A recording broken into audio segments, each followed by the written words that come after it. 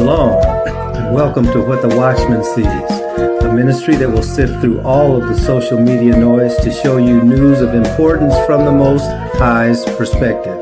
As watchmen, we are here both to warn of dangers and give biblical answers for dwelling in the secret place of the Most High during these times of confusion. Tell your family and friends to like, share, and subscribe as we delve into what Yahweh has for us, the apple of His eye. Let's get to work. Shabbat Shalom, everyone. We're going to get right into the lesson today. We're going to take on the word that is often used in the culture in a negative way. We're going to look at this word from the biblical perspective, and that word is liberal. So let's start, first of all, with Proverbs chapter 11, verse 25. Proverbs chapter 11, verse 25 says, "A generous soul will prosper. The one who refreshes others will himself be refreshed." And that word generous is translated liberal.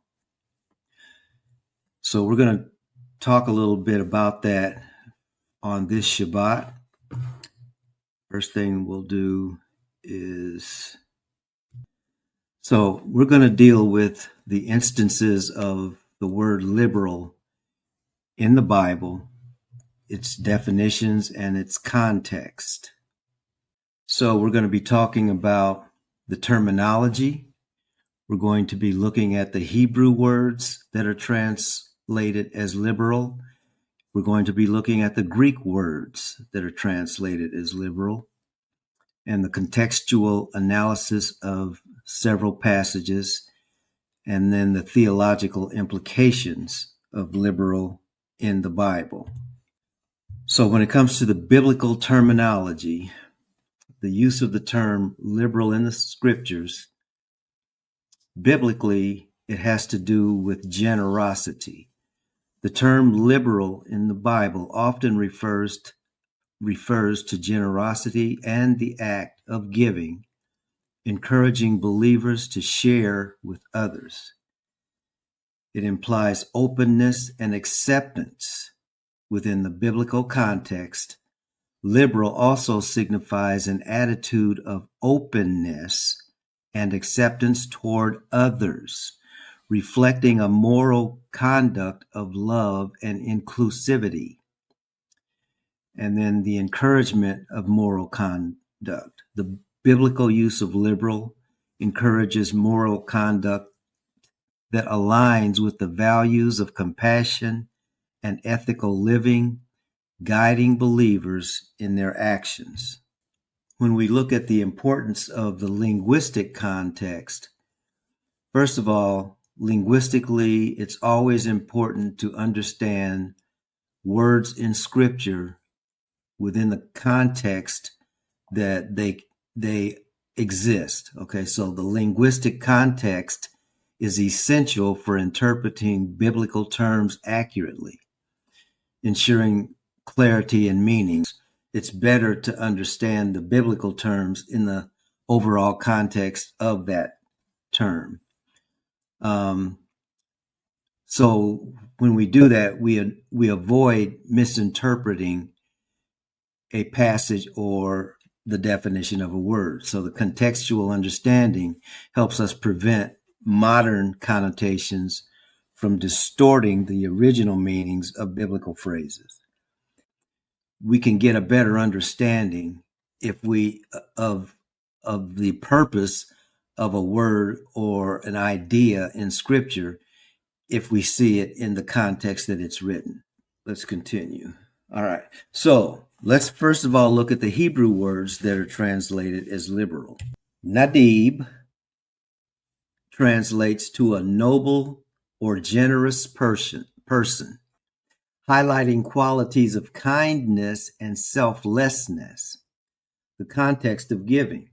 The term is often used in the context of giving, which emphasizes the willingness to assist and to uplift others. Nadib reflects a spirit of generosity valued in the scriptures, and it does illustrate moral and ethical ideals. So that's what that Hebrew word nadib, which is translated liberal, that's what that word means. Now there's another word, shua. Shua embodies the idea of being free or liberated, thus liberal, okay, encouraging individuals to embrace their autonomy and self-expression. When it comes to giving, the essence of Shua is rooted in the generosity of giving, fostering a spirit of kindness and support within a community.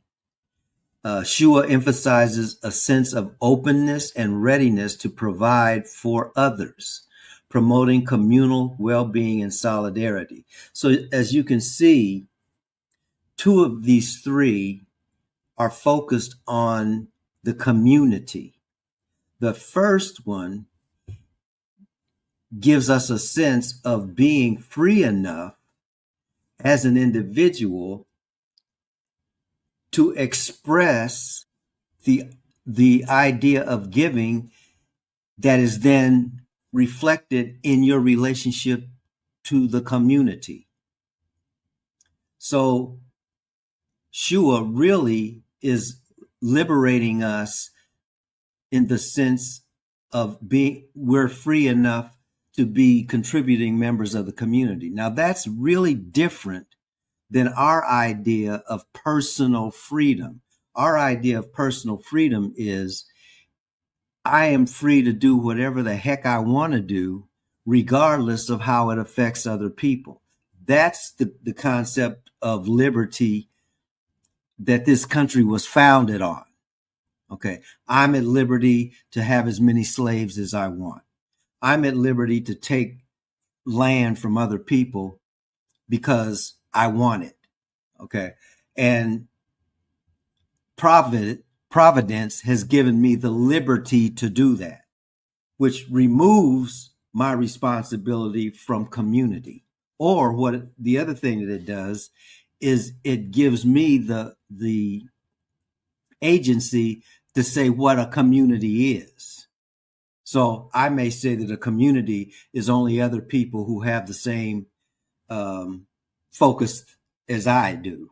So none of that has to do with having a spirit of kindness. It has nothing to do with being supportive within the community, a willingness to provide for others in a communal setting. So the liberty that has been the foundational principle of this particular nation is not the same liberty that the scriptures are talking about. Okay, so then there are examples in the Old Testament. When it comes to generosity, the terms Nadib and Shua highlight the importance of generosity and selflessness in the so-called Old Testament. Various passages in the Old Testament encourage acts of kindness, promoting a culture of charity and support within community. The Old Testament emphasizes the significance of charity and communal support through various narratives and teachings. We don't talk enough about this so-called Old Testament protocol. The Old Testament, which is different than how we see the New Testament, was about community. The laws and the statutes and the commandments were given to the nation, and they were to be embraced individually and then worked out in small settings called the family and larger settings called the tribe or the community. So that's how all of the so-called Old Testament was written. The focus was not on individual rights. The focus was on here's how you create an environment for the nation to thrive. And that's how you get the fact of generosity, looking out for others, because you're part of a larger group. You're not by yourself. This was what we call, or what people call the Old Testament. That's how folks lived, or that's how folks were encouraged to live. So once we get to the we haven't gotten to the New Testament yet, but let's we're gonna look at that same thing as we go into the New Testament. And this first slide has to do with the Greek words, because the New Testament was written in Greek. The Greek words that are translated as liberal. We're still looking at liberal. Haplodes. It signifies simplicity or singleness of purpose, reflecting the essence of uncomplicated intentions. And even that definition is in response to one's role in a community. The biblical context, it's associated with generosity, it's associated with sincerity. It highlights pure and selfless intentions in community. The concept emphasizes an unselfish intention in giving, promoting values of altruism and kindness. I hope you're paying attention to these words, because these words have become anathema in this culture. So if you want to know how to get back to at least what the culture said it was involved in, this is the way back. There's another word, eleutherus, means free or liberated, and embodying the essence of freedom in giving and selflessness. See, the freedom and the liberation comes in the context of community. It doesn't say selfishness, it says selflessness. And doesn't say the essence of freedom in taking and selfishness. It says the essence of freedom in giving and selflessness. That's what eleutherus means. So the idea of eleutherus emphasizes providing help or resources without expectations or constraints. In other words, tying what you give to someone else to a set of hurdles that they must overcome in order to get what it is that you're wanting to give, or that you have the capacity to give. So that's not what eleutherus is. Eleutherus means that I can provide help, I can provide resources without expectations and without constraining or without constraint. Now, the way the Apostle Paul says it, give liberally, and that's the idea, okay? Not out of necessity, but a cheerful giver. And you know, some of us from the old school remember that we used to be taught that word cheerful is the same word as hilarious, or comes from the same root word as hilarious. In other words, be happy to give. All right. Does that sound like the culture that we live in now? Applications and examples in the New Testament, the concept of haplodes refers to sincerity and simplicity, emphasizing the importance of a generous and genuine heart in giving. So we give from the heart. It's a simple process. It's a sincere process. When it comes to eleutherus, it signifies the freedom, highlighting the concept of giving freely and joyfully without constraint, which is what I was just talking about. Encouragement in teachings. The usage of these terms in the New Testament encourages believers to embody a spirit of generosity in their lives. Generosity in their lives in the context of their lives as a part of a community of people, not just me and mine. Look at Isaiah 32, 5 through 8. That passage contrasts the behaviors and outcomes of the righteous versus the unrighteous, which emphasizes moral integrity. This all has to do with giving or being liberal. Values of generosity is highlighted as a key characteristic of a liberal person. I'm going to read that again. Generosity is highlighted as a key characteristic of a liberal person, reflecting the biblical ideals of giving and compassion. The importance of justice. Justice is portrayed as essential in the life of a righteous person, underlining the call for fairness and equity in society.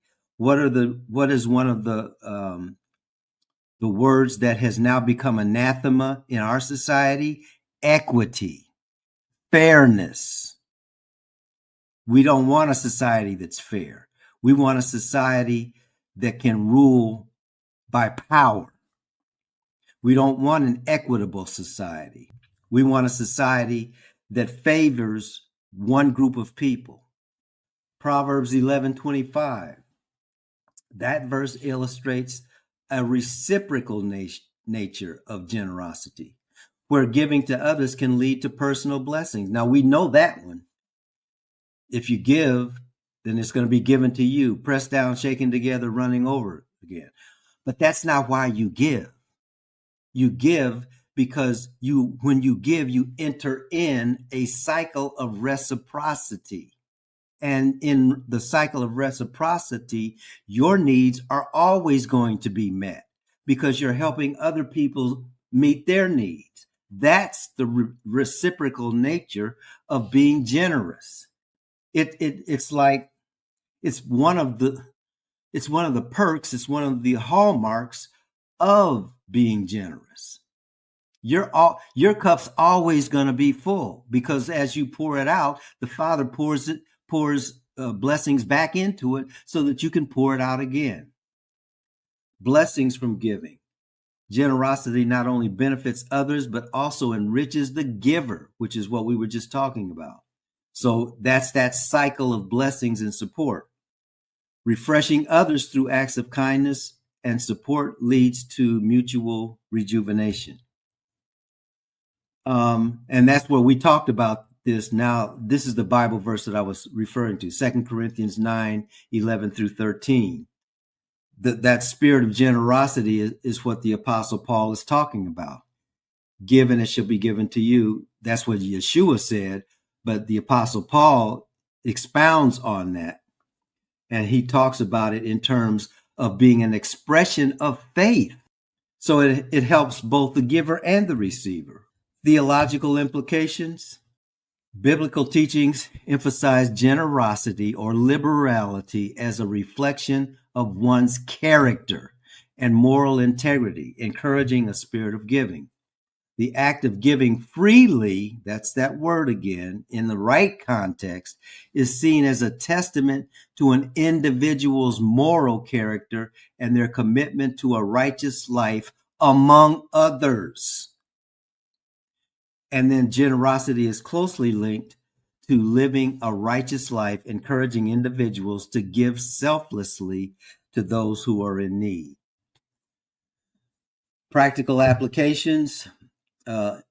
Embracing liberal giving encourages personal growth by fostering selflessness and empathy in individuals. This is one of the principles that as a young Christian, I was blessed to be able to learn in my early walk. When things were going bad for me, the Spirit prompted me to focus my attention on helping someone else. If I'm going through a bad time, the Spirit said, find somebody and help them. This is the concept of liberal. Okay. It takes the focus off of me. And once the focus is no longer on me, but on helping someone else, because that is a part of a reciprocal system of faith, then the thing that was troubling me eventually gets handled. But if I'm always focused on myself, if I'm always focused on lack in my personal life, I will not be able to see how the Father has already blessed me in so many ways. When we help other people, that becomes clearer to us. So liberal giving strengthens community bonds. It provides support to those in need, and it creates a more cohesive society. When I help other people, it encourages them to do the same thing for others that they might be able to help. That is a system of support that's not focused on lack. It's focused on sharing what I have. The act of giving can enhance relationships by building trust and fostering a sense of belonging among individuals. There's nothing wrong with being an individual, but as you're an individual, these are your responsibilities as an individual to the collective. You have been born again into a family, the family of the Most High. It's not an exclusive family. It's an inclusive family. Its impact on contemporary Christian values. Understanding the term liberal in its biblical context helps you and me to reshape contemporary Christian values and practices. Right now, the contemporary Christian values and practices are completely off course. I'm going to say that again. Right now, as we speak, the concept of contemporary Christian values and practices is completely off course. It's all focused on me. It's all focused on what I don't have and what I need to get. It's all focused on I got to keep what I have, which means that if you've got something that I need to take your stuff too. That's the Christian values and practices as they exist in 2025. That has to be reshaped. And that's why it's so important for us to understand. Well, let me just ask the question, although I already know the answer to this question. How in the world did liberal become a bad word? How can any Christian call liberal a bad word? Well, it's very simple. Satan has come in and changed the focus from the group to the individual. There's a whole lesson on that, and we're going to have to deal with that. That's not a good thing, people. The Bible wasn't meant specifically for me at the exclusion of other people. The Bible was meant for me as a citizen of this planet. The planet is already underneath the auspices of the Most High God. So when I'm operating on this planet, I'm operating at the Most High's pleasure. And he's talking about liberal giving. He's talking about liberal thinking. He's talking about a culture of love and not fear. So contemporary Christian values, we're supposed to be cultivating compassion among community and strengthening bonds that reflect those core Christian values that we give lip service to, but our hearts are far from. So, the meaning of liberal in the Bible, the term liberal in the Bible encompasses various meanings that reflect the call for generosity and kindness Exploring the rich tapestry of meanings enhances our understanding of biblical texts and their applications. And its relevance for today, we understand generosity in a biblical context, and it helps us to appreciate its relevance and application in our modern lives. So if we reinstitute what the scriptures say about being liberal, that will bring liberty to this society that is bound up by hatred. If we embrace being a liberal, that will bring liberty to those who are bound up by hatred. It won't work any other way. So we give thanks to the Father for what he has given us as his people. And please understand, if you're not born again, these are nothing but words. There's no place that you can hang those words, because this world is completely under the influence of the evil one. This message is for the people who are called by the name of the Most High God. And so if that's your name, if he calls you by your name, by his name actually, then these are his expectations for his people. Father, bless you and keep you. Father, make his face to shine upon you and be gracious to you. Father, lift up his countenance upon you and